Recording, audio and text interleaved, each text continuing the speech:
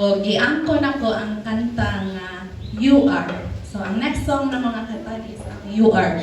You Are is a praise song, no? Ang you nga i-describe din na is ang Ginoo. So, kung ako siyang i-relate sa akong kinabuhi, kay maghatag man jud tag testimony, andang ra ba mo maminaw usa ka oras? Ha? Mura divine ra ba ko ang storya kay ipatabi man jud ninyo ang tabian diri sa tubangan. O na, maunong ra man ako?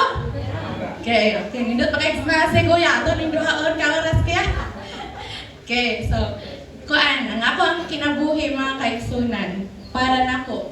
Di ako matukib unsa kamayo ang Ginoo no kay ako ang familiar, ako ang mga kaliwat dire na magyuni sila sa inyo pa na silang kanang kuhiton dira inyong nagpamatuod sa akong isulti karon. Ang nagdako ko or ni sana na ako'y buot ba ako jud namak-an sa kinabuhi sa family nako gubot kay sa tanan no. Yeah, di ba ang Lolo Florex, Lolo Hector, ano man. Kay sa among pamilya mga kaigsunan, kanila yung tungod kay ang ako ang mama Adventista niya, akong papa kay Catholic. Bangi kuya, ang kuan kay simba mig Sabado, simba sa Domingo. Mana binuangan ni na malapas mo langit ana kay kaduha mo simba sa kasmana. No, kay ang pota dito adto sa Santo Niño ini kahuman. Gubot kay sa tanan niya. Abing nako mga gyud na ang pamilya. Kay mo man ako namatan. Wala jud na mahilak ang semana mga kaigsunan nga walay gubot sa balay. Kanay inyo makita sa drama. Layo ra kay na sa buang, no? Makaingon ka nga magsinumbagay dito, magpasalba o pusil. Makita na nako gamay pa lang ko, kami pa lang daw sa kuya, wala pa niya akong manghod. Niya, makita na ko kung mama magkadugo. Di na unsa naman ni? Pwede man kakapoy aning kutas ba ni nga kanang pamilya ba. So nagdako ko mga kaigsunan, nagtubo ko sa inana nga household. So bisag magsimba mi kada Sabado, mag-iway ini kauli. Wala nga tagak ng kaang kay kanang tungason man ang mua. Ano mga tagak man ning kaang? Kay mo dito akong papa na mayawaan dito sa babaw sa Monteres, gipanghog ang kaang. Kay lagot kay siya manong nanimbami. So ingon ana ang mong household kada Sabado kay palahubog di kato akong papa. Top 1 to sa tanan. Nganli tanan nga kuan na kanang bisyo na ato siya. So hantod nga naabot ang time mga kaigsunan na ana lang akong manghod, gubot gihapon. Naabot gyud sa time nga nagkabulag sila, bata pa niya akong manghod. So sa kana nga ang panagbulag nila sa akong papa o sa akong mama mga kaigsunan, wala gihapon milong isa kanang gihapon peace ba kay ano man nakabuwag-buwag na pud mi nga mga igsuon kami tulora man mi. Akong kuya, ako kani akong manghod. Kay si mama mularga sa gawas. O niya, kami dito may niya gibilin sa Mindanao. No, so ni-start jud mi dito mga kaigsunan og usa ka tuig dito sa Mindanao nga kami ra duha sa akong manghod. No niya, tungod atong panagbuwag nila mga kaigsunan sa una hayahay ang kinabuhi nga nang kanang adunahan pa kay sila mama o papa na agency.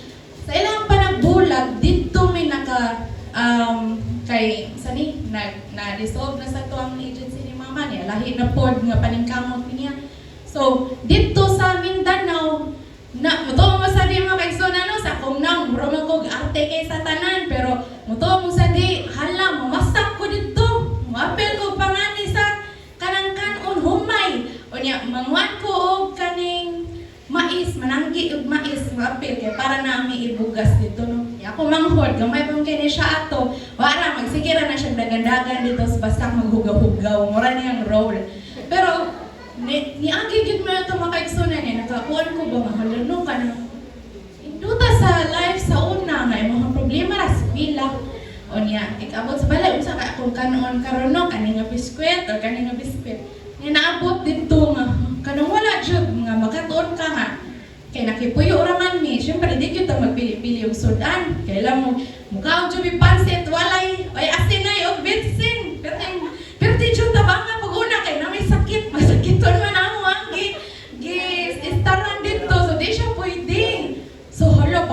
kauna mga kaigsunan. Nung sa ni kauna murang ni ganang murag tag-abak kay dim ta mga sin. Wa jud ka na.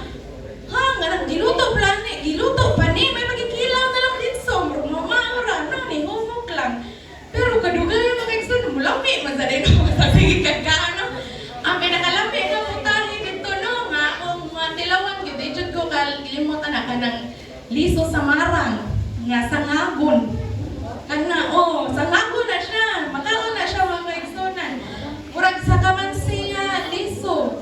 Makaon na siya. Dito na sad ko naka-discover sa murag yun na. Sa usa ka tuig na mga pag-star dito. Dito ko nga nang murag gani. Kay tungod Adventist man to ang mga gi-staran dito. Dito na mold maayo nga bisan pag wala ang among mama dito, tindog yun ka sa imong own nga faith nga makaton ka nga makailang yun ka kinsa day ni na jud ay Ginoo no. So moving forward tas yun nga para makahuway sila makapahuway sila wa para sa kauras nagitay miran yun kong kuya na.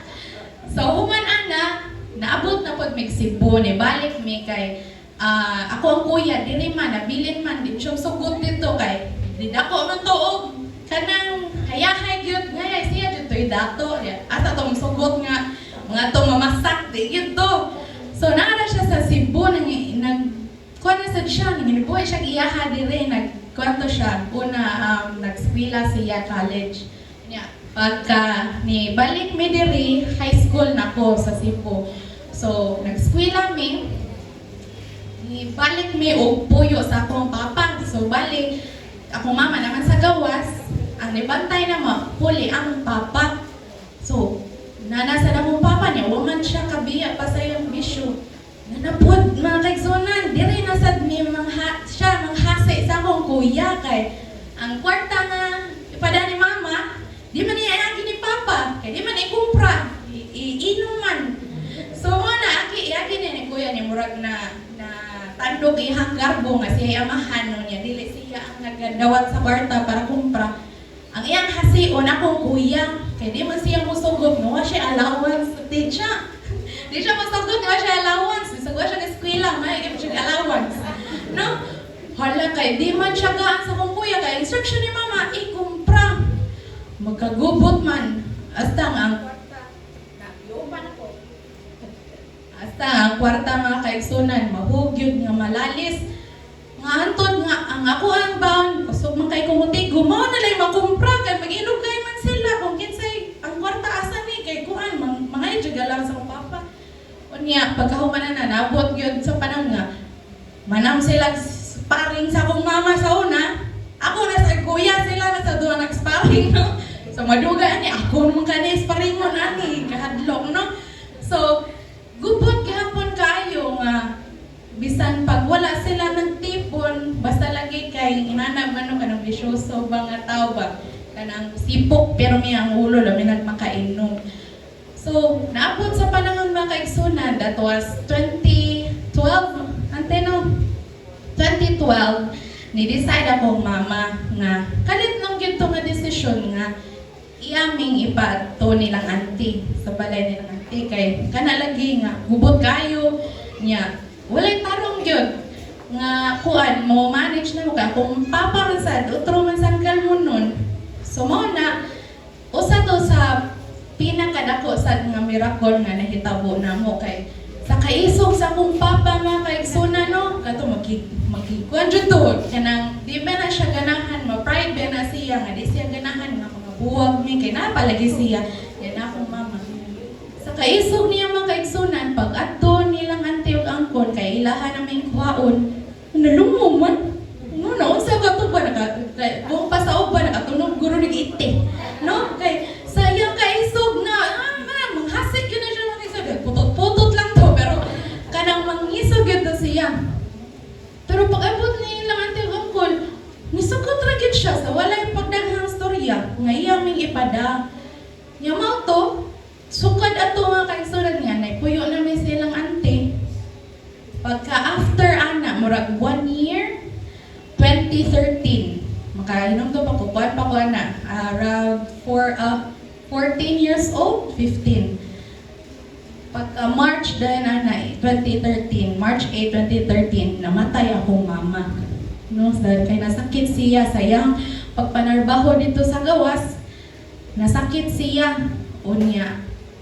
Mo na siya nga napildi gyud si mama ato nga mo to hulo kalain ba rin nino kanang bata pa kay ko ako igso na kumangkod bata pa kayo kanang ano man nga kabutan na to akong mama isang bugoy-bugoy to sa una pero dali at the age of 42 years old no na gikuha siya sa Ginoo. So bisan pa ato mga kaigsunan murag masakitan man gyud tanong but I know kay kanilaging natay nagtuod jud ta sa Ginoo ba I know nga naay purpose nganong ingon atong nahitabo no kay wala jud motuod jud ka na makaigsunan nga walay butangan nahitabo sa imong kinabuhi nga walay pulos na gyud nay purpose ang tanan nga nahitabo.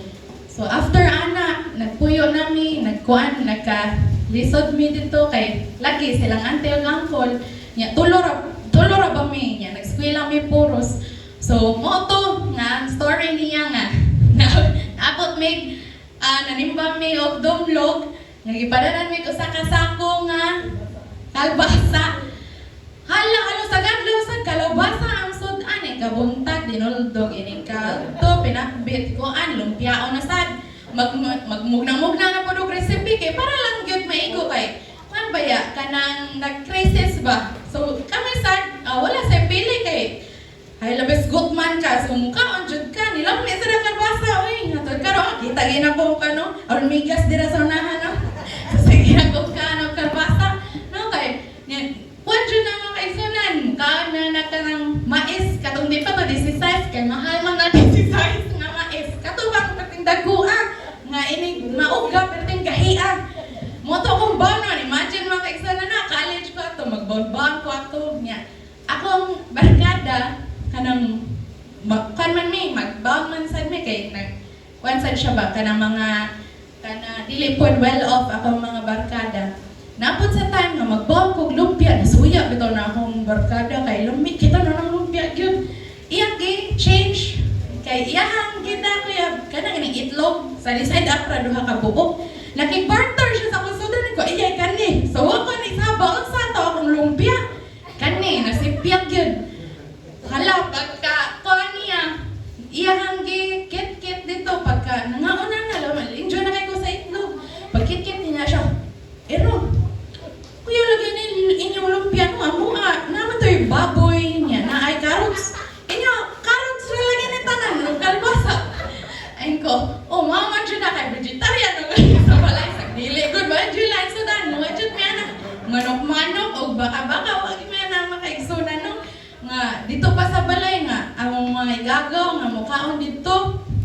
buenas na ka kay magluto marong-marong niya ko ante magluto siya og lumpia nga kalabasa og lumpia nga tawgi buenas kay ka og makatunong ka sa tawgi kay irambol man para way mamili nga mauna guro ang tawgi hala kuridas tanan ini kahulbot pa akong igagaw oyo tawgi man agsanon ni mo bunot bang na ako kay kalbasa ako so inana gyud mga kaigsunan no giutong lang gyud na pero bisan pa sa inana kakalisdanan mga kaigsunan kay dili jud wala jud na ni sulod sa mga hunahuna no nga ang Ginoo nagpabaya na mo ba no kay may na lang ganina na may kalbasa no ang uban mag-asin ra no og kuan wala pay makaon no memorize na lang kay kausara mo kaon so hantod mga kaigsunan nila pa yung pala katuig nga kuha na pod ako ang papa kay kuan so orphan na gyud may mga kaigsunan unya pero amidst that mga kaigsunan nga wala na may parents both wala jud na nisantop sa mga hunahuna nga hala ikaluoy na mo kanang luoy na mo pinakaalaot gyud ni sa tanan kay wala may mama o papa nya wasad wa sa ikantanan wala naning kamot raw ni ginhawa ning kalibutan na pero mga kaigsunan kung dili nimo siya damhon nga bisan sa inana kalisod nako dire sa nakiguyog ninyo no nga nag-awit nagpadayon sa pag-alagad sa Ginoo kay amidst sa struggle sa kinabuhi mga kaigsunan, makaingon gyud ko nga dalaygon gyud og angay nga simbahon ang Dios. Amen. Yes, so mao na nga naay sa ka-grateful nako sa Ginoo mga kaigsunan, naa gyud moment sa atong life no nga di gyud siya ma-put into words, mo exceed ansa ni ang imong kalipay ug imong gratitude mo exceed of words. And that is where this song comes in. So pinaagyan niya kanta, favorite din ni nako siya no kay with this song kay di man jud ko kanang tabian ko pero dili ko kanang senti gani di ko mo-express kay wa man minaada na pagbata. So using this song makapakita or mapadayag nako kung unsa ka maayo ang Ginoo nga siya ang ato ang Savior, siya ato ang friend, siya ato ang hari, o siya kung unsa siya kaniadto mausab siya karon og mausab siya hantod sa kahangturan. So angay daygod ang Ginoo mga kaigsunan and pinaagyan nga kanta ato nang mapakita kung unsa gyud ang Ginoo.